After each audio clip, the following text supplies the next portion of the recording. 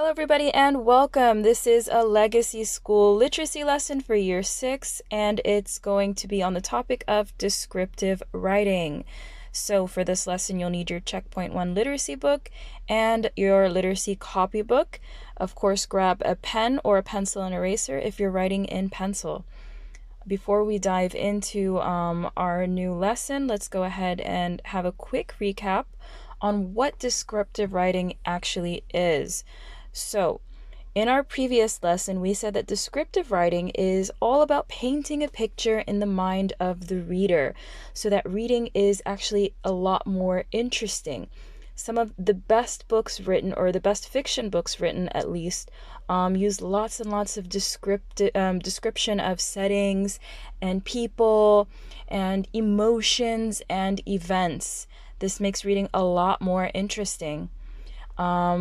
In descriptive writing, we actually make good use of figurative language, just like similes, metaphors, personification, alliteration. These things bring the writing to life, and it makes it a lot more interesting, like we said. And of course, the best way to add description is to add sensory details. These are details about what we can smell, what we can taste, what we can feel either emotionally or physically touch, what we can see. So we use our five senses, or we describe what we can use our five senses on, and those are called sensory details. All right, now that we have recapped that, let's go ahead and dive into our lesson. I want you guys to open up your books to page 44. I've included a picture here in this video, but I think it'll be a lot clearer if you just open up your book and follow along. So this text is actually from a really, really long time ago. It's written by an author, a very famous author called Charles Dickens. I don't know if you've heard of him or not, but if you haven't, I encourage you to check out some of his work. This extract is actually from a story called Hard Times, and it's about a man named Mr. Bounderby. He's actually a very, very wealthy man. Wealthy means he has lots and lots of money, but he didn't grow up wealthy. He grew up very, very poor, actually, and he's what we call a self-made man. All right, he made all of his money through hard work and on his own. He didn't inherit anything from his family. And because of that, he's actually a very proud man. Some would say even prouder than he should be. Proud to a point where it's actually annoying to those around him. I'm going to go ahead and start reading. Please follow along. I'm going to try to stop where I think we've encountered some new vocabulary and try to explain as I go along. If you have any questions or if there's anything that isn't clear to you, feel free to text it to me or write to me on the Seesaw app. All right. So he was a rich man, banker, merchant, manufacturer, and whatnot. A big, loud man with a stare and a metallic laugh. A man made of coarse material, which seemed to have been stretched to make so much of him. A man with a great puffed head and forehead, swelled veins in his temples, and such a strained skin to his face that it seemed to hold his eyes open and lift his eyebrows up. A man with the pervading appearance of him, on him of being inflated like a balloon and ready to start. A man who could never sufficiently vaunt himself a self-made man. A man who was always proclaiming, though that brassy speaking trumpet of a voice of his old ignorance and his old poverty. A man who was the bully of humility. All right, so there's a lot of new vocabulary and phrases in there, so let's just stop here and go back. So they said he was a big, loud man, and he had a metallic laugh. So a metallic laugh is actually what we use to describe somebody whose interests are all interests of people who are wealthy. All right, so he was very interested in maybe fancy cars, fancy homes, and they said he was made of coarse material. When we describe somebody as being made of coarse material, it's usually a very unpleasant or negative description. So that means this man probably isn't the nicest. And they said this material, he was made of so much of that material, it looked like they had to stretch it. So that's probably a clever way to say that he was actually kind of large or fat.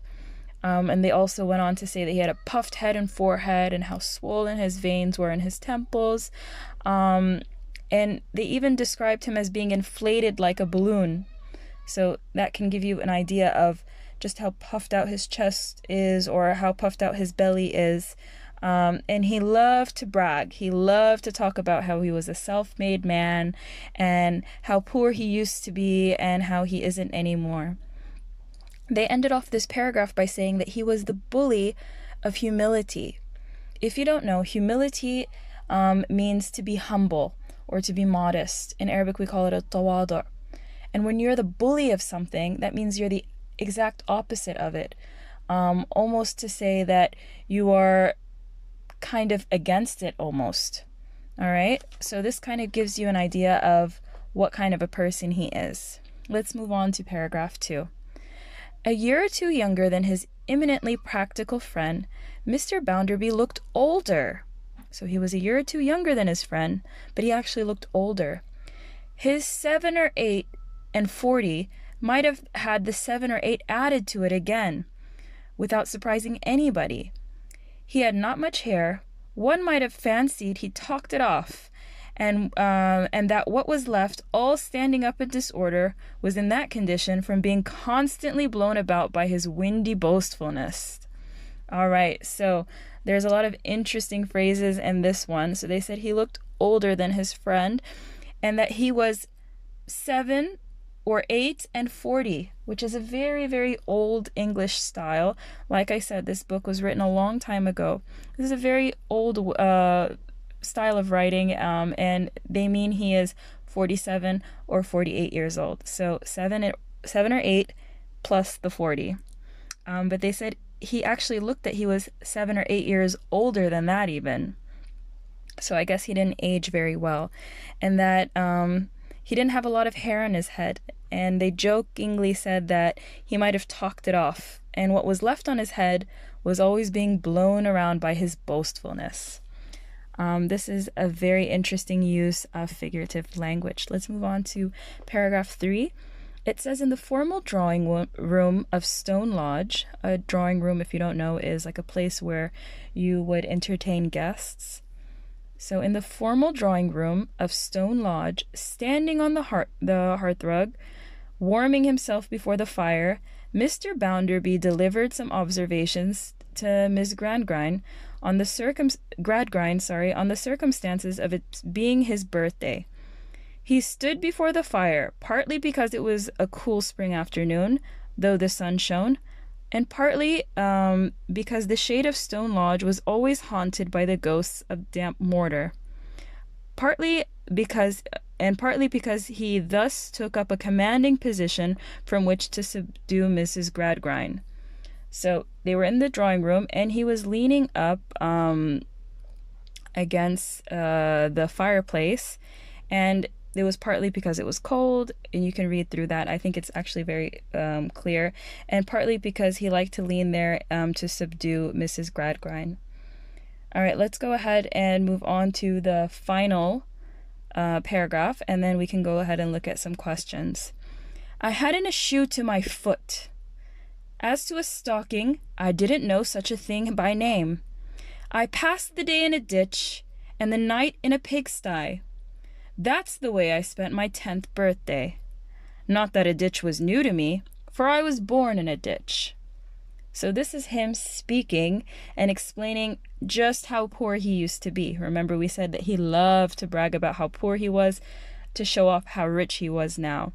So he said, I hadn't a shoe to my foot. So he didn't even have shoes on his feet. He didn't even know what stockings or socks were. And he spent his days in a ditch. A ditch is like a small canal in the street, and it's used for water. In Arabic, we call it a khor. And he spent his nights in the pigsty. A pigsty is a place where pigs live. But he said it was nothing new to him. He spent his 10th birthday in a ditch. All right. So let's go ahead and move on to the questions on page 45. Have a look at them. So the first question is pretty simple. How old is Mr. Bounderby? Remember, they wrote down his age in a very unique way, so you're going to have to go back and find that. Number 2, what do you think the phrase metallic laugh suggests about Mr. Bounderby and his interests? We also went over that. Number 3, choose 4 words or phrases from the passage which suggest that Mr. Bounderby is a thoroughly unpleasant man. Explain as fully as you can how the expressions you have chosen suggest his unpleasantness. So I want you to go back in the text and find 4 words or phrases. And of course, you're going to write them with quotation marks around them. And then you're going to explain why you chose that word and how it suggests that he is unpleasant. For number 4, you're going to explain what is meant by the bully of humility. I think we went over that briefly, but you can explain in your own words. Number 5, give 1 piece of evidence from the passage to show that Mr. Bounderby is a bully. This one is a tricky one, but I'm sure you can find the answer. Number 6, choose 2 descriptions that suggest that the writer is making fun of Mr. Bounderby. There are lots of little phrases in this text that kind of poke fun or kind of make fun of him. So I want you to find 2 descriptions, write them down in quotation marks, and then explain why you think those phrases are making fun of Mr. Bounderby. Once you're done with that, please take a clear photo and upload it to the Seesaw app. Thank you, guys.